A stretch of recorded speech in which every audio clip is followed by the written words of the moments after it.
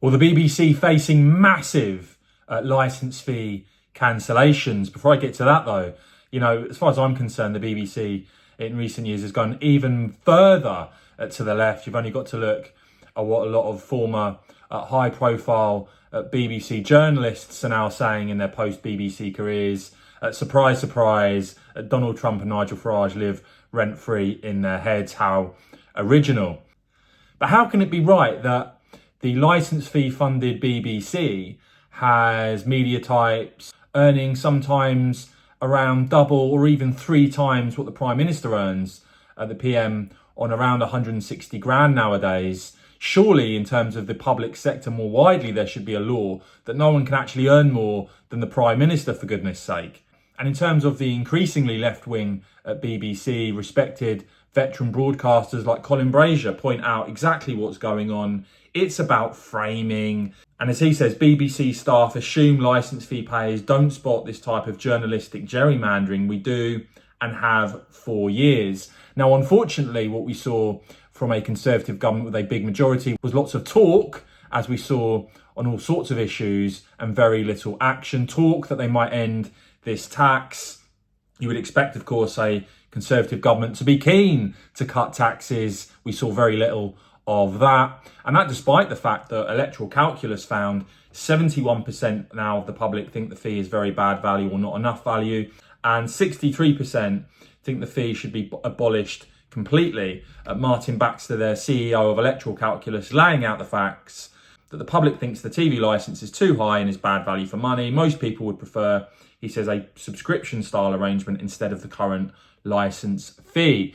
You've also got now, with Reform UK in Parliament, the likes of Rupert Lowe, Reform MP, saying it is entirely wrong that we are forced to pay the licence fee, even if we never consume a second of BBC content, yet enjoy other live television, describing it as a racket, and saying that he'll be looking forward to make the defund the BBC argument in Parliament.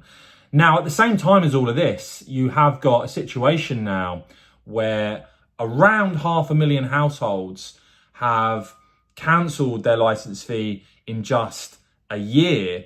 And you can see there the number of households paying the licence fee, 170 quid nearly, fell to 23.9 million.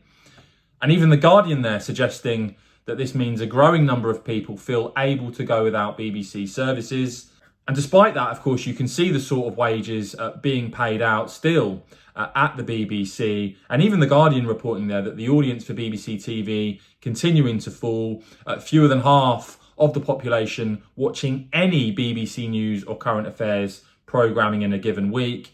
And that's been propped up, that figure, by older age groups. And so you have seen now what's been described as a big BBC switch off, 500,000 households cancelling their licence fee.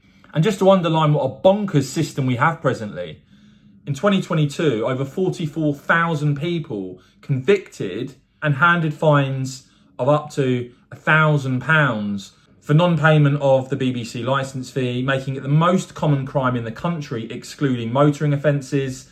And you get all the time of just appalling examples like this. A man with cancer prosecuted over an unpaid TV licence. He said his payment didn't go through when he was in hospital having cancer surgery, but is now convicted. It's just another issue, I'm afraid, where the Tories could have taken action, chose not to, did nothing, and allowed this ridiculous, absurd situation to continue.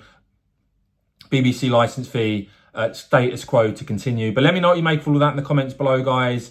Do you think the BBC licence fee should be axed or not? Do you watch the BBC or not? Do let me know your thoughts in the comments below, please. I will, of course, keep bringing you all the latest on this and much more. So please do whack this video a quick thumbs up. And of course, as ever, cheers for watching.